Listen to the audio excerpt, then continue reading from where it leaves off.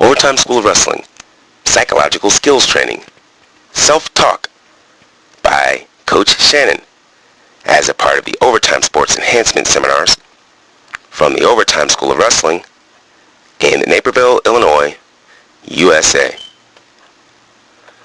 What is self-talk? Self-talk could also be termed as self-instruction and self-coaching. And if you look at the image on that page and you see how all of those thoughts and ideas funnel down into that arrow which says you control. Now, if you use self-talk in the vein or the way that I'm suggesting, self-talk equals self-instruction and equals self-coaching, it may make sense to you that most of the things that you're saying to yourself need to be directed, and they need to be motivating, and they need to be purposeful thoughts. Now, if we are able to understand self-talk in that way, and we understand that we control how we coach ourselves and how we instruct ourselves, this is the essence of this slideshow. Common self-talk errors focus on just about all of the ideas in those boxes on that pages. And what I want to point out first is that things that are out of our control are things that we cannot control. Okay, that's really very simple, right? But if we focus on things that are out of control, sometimes what actually happens is we become frustrated, angry, and or very anxious. So when we learn that things are out of our control, we do not need to even think about them, let alone talk about them. So most of the other ideas on this page are going to have that underlying thing. Things that happen in the past and or the future, they are completely out of our control. And examples of what we might be saying to ourselves are, okay, we'll start off with the past. The last time I wrestled this guy, he did this to me and she did that to me, and now I don't know what I'm going to do, and I don't know what I'm going to have, how I'm going to prepare myself to do X, Y, and Z. Or focusing on the future. Again, that's out of your control. It's done. There's nothing you can do about it but learn and move on. Or focusing on the future. After I wrestle this person, wrestle that person, I'm going to be in the quarters, then I'm going to be in the semis, and then I'm going to be in the championships, and in the final match, I'm going to wrestle that person.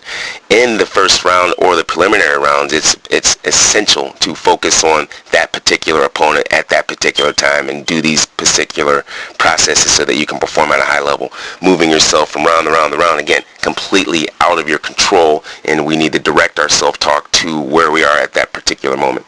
Focusing on your weaknesses during competition. It's important to focus on your strengths and your weaknesses primarily in training. Focusing on your weaknesses during competition is out of the way. It is going to distract you. When you focus on your weaknesses, primarily that should be done in practice. When you're competing, it should only be focusing on your strengths. And an example of focusing on your strengths in competition would be, this is how I prepared myself over the last 3 or 4 weeks, and I'm going to do a great job of doing X, Y, and Z because I've prepared myself very well. The last 3 weeks of training have gone well, and now I know that I've worked on these specific skills, and these are excellent skills for me to attack and do in competition. That sort of language gets your minds focused on what you can do at a high level, and it keeps you in the here and now, versus focusing on things that you do not well. Those, again, should be dealt with in practice on an ongoing daily basis, and that's the reason why we actually do practice, to correct our weaknesses. Focusing only on outcome or perfection. Outcome essentially is what you actually get as the result when the competition is over or after the match is over. And perfection is, something like this. I've got to win every single match by 15 points. Now, theoretically, that could happen, but if you focus only on the outcome and or perfection, it sets you up for something that's, again, something that you cannot really necessarily control. What you can control is your performance and your process. So when you focus on the outcome, which is out of your control because there's a referee, there's an opponent, and then there's other things that are out of your control, and focusing on perfection, again, because you have an opponent in front of you and a referee, it is not necessarily ideal for you to focus on those things. What is important for you to focus on, though, is your process and your performance, which is going to lead you to the outcome. And that, again, goes back to one of the slideshows we did earlier on goals. And I recommend you watch that again just so that you understand the difference between those different types of goals and how you should be focusing on, what you should be saying to yourself. Kind of have suggested that uncontrollable factors are a large part of self-talk errors that some people may focus on. Here are some other ideas. You cannot control who the referee is. You cannot control the temperature of the gym. You cannot control who you're actually going to wrestle. You cannot control a lot of things that are going to actually happen in that tournament. And if you control or focus on things that you can't control, like, man, I hope I wrestle so-and-so next, now you're actually, planting the seed in your mind. If you don't wrestle that person now, maybe that causes some anxiety. Or I hope that person wins because the last time I did that, again, you can't control that. I hope I get that referee because he's my friend and he helps me. Having those kind of thoughts go through your head may discourage you if they don't happen the way you want to do. So now, can you see how that can actually erode your confidence a little bit and kind of put you in a place where you're going to be distracted when you're competing? So that's something that you need to think about and let it sink in, so that now when you're talking to yourself, which is really instructing yourself, which is really coaching yourself, you now are better able to say things to yourself that are going to keep you on track to perform at a high level. Dichotomous thinking, or focusing on dichotomous thinking, suggests that if I don't do this, then this is going to happen. Or if I don't win every single match by 15 points, I'm a loser. If I don't win this tournament, I'm a failure. Again, there's a couple different things going on there. You're focusing on perfection and or the outcome, and or you're telling yourself if you don't do this, then that. What you should be constantly doing is motivating yourself and encouraging yourself. A lot of the times it's never really either or. It's always lies somewhere kind of in between that, and we've got to get our minds to buy into the concept of telling ourselves that we need to focus on the process and the performance, and then actually doing it again and again and again. When I get to this, as an example, when I get to this competition, I'm going to do a really good warm-up. After the warm-up, I'm going to get my mind right, and I'm going to prepare myself to perform at a high level. Saying those kind of things and focusing on the process and the performance is a better way to get your mind focused on the task at hand. Important issues for or of self-instruction. Again, self-instruction to me means self-talk, which also means self-coaching. What you say to yourself matters, and really that's the essence of this whole slideshow here. Once we understand what we say to ourselves actually does matter, because our thoughts a lot of times actually do become actions, now it's very clear that we're going to choose our words carefully and say the right things to ourselves to get us ready. I've kind of put those two, there's 4 other ideas there, and I've kind of paired them together, and I'm going to explain that now. The mind does not register the word don't. Self-instruction should be stated positively. Now, there's 2 different ideas there, but they're kind of put together so I can explain to you how they both could work. Here is an example of the prior. I do not want to have a bad stance. I don't want to get snapped down. I don't want to get a double leg shot on me. You can rephrase all of those and they can be stated positively like this. I want to have a really good stance by keeping my elbows in, and when I have my elbows in, I'm going to be ready to attack. Or when this guy does whatever to me, I'm going to immediately react with this type of skill or that type of skill. Or every time I step on the mat, it doesn't matter what this person throws at me because I've trained myself well enough to compete at a high level. All of those things are kind of stated positively, and they're not saying what you do not want to do, they're saying what you want to do. Sports scientists have no idea why the word don't is deleted from our mind when we say something. So when we say, I don't want something to happen, your mind really rephrases and reflects on what you've just said minus the don't. So anytime you say, I don't want to do something, your mind just hears what you want to do. I don't want to get snapped down, and then I want to get snapped down. Can you see how that works? Scientists have no idea why that is, but it happens again and again and again. That's why everything that we need to say needs to be stated positively, and you want to focus on what you want to happen versus what you do not want to happen. The last 2, filter all feedback into positive self-talk and search for inspiring self-talk and use it. I've paired those 2 together because sometimes, depending on your coach's personality or your personality or your friend's personalities or whatever anyone says to you, the feedback that you're getting, although it's meant to be helpful and positive, it may not come out that way. And if it does not come out that way, you quickly have to turn it into meaningful information that's going to help you get what you need. You quickly have to filter everything that's said to you so that it can be positive, so that you can use it for self-instruction, self-coaching, so that you can get what you need.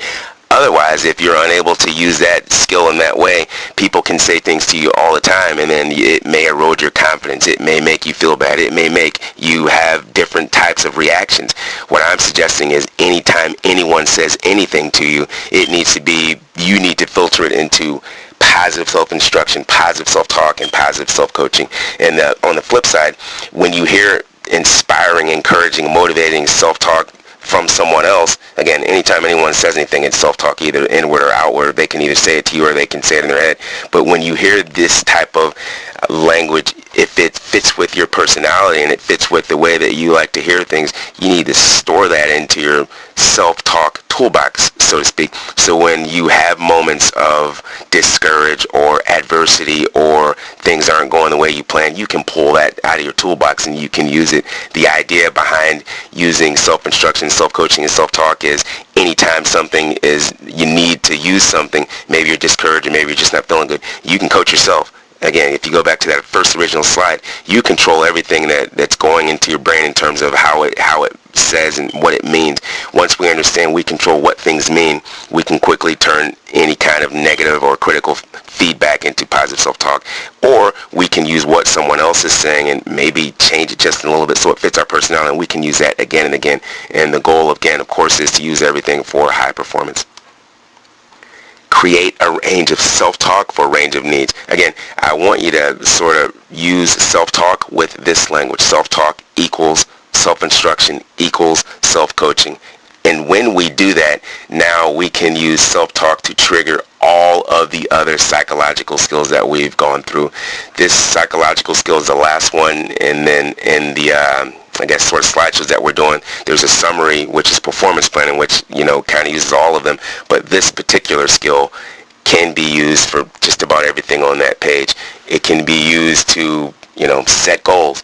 It can be used to trigger your imagery. It can be used for any kind of psychological skill that you can think of. Once we understand that, now we can use it again and again and again to get our psychological motivation level up, or to pull our psychological motivation level down, or to motivate or encourage, or to turn negative words into positive words. Self-talk is one of the most important psychological skills. All of the psychological skills that we've gone through in these modules are important, but once we understand that we can control them with self-talk and we can direct and guide them with self-talk, now they become increasingly more usable, because what we say to ourselves becomes increasingly important, and understanding that now you can use this particular psychological skill to guide and direct all of your other psychological skills. Overtime School of Wrestling, psychological skills training, self-talk, acknowledgments. All of the information presented in this slideshow was derived from the United States Ski and Snowboard Association Elite Performance Series, Sports Psychology, and in 2004. Now, the U.S. Ski and Snowboard Association is a national governing body, which means that particular group is charged with getting athletes ready for the Pan American Games and or the Olympic Games in the USA. I worked for USA Wrestling for 8 years, and their charge was the same thing. Get people ready for, wrestlers ready for the Pan American Games and the Olympic Games. And the reason why I point that out is because as I was an employee of USA Wrestling, I worked at the United States Olympic Education Center, and I was in contact with a bunch of different national governing bodies. Because I was able to kind of talk to these people and go right into their offices every single day, things that I wasn't actually great at, I actually sought from other national governing bodies so I could get better. In essence, I was consistently working on my strengths and weaknesses when I was a coach at the United States Olympic Education Center. Also, when I traveled around the world, now I was dealing with national governing bodies in different countries. And the reason why I'm pointing this out is because once you understand what your strengths are, you always want to enhance them and or maintain them. And once you understand what your weaknesses are in training, you want to consistently be trying to get them to be strengths. That's what makes you a great athlete and or a great coach. Focusing on your weaknesses during training is going to enhance your ability to perform at a high level during the competition. Again, if you go back in this slideshow, it suggests that you want to focus on your weaknesses only in training. And I'm suggesting that when you do that in training again and again and again, and you understand that you control your self-talk, and self-talk can be used to direct and guide all of your other psychological skills, you will become much better at controlling your ability to perform at a high level. Thank you.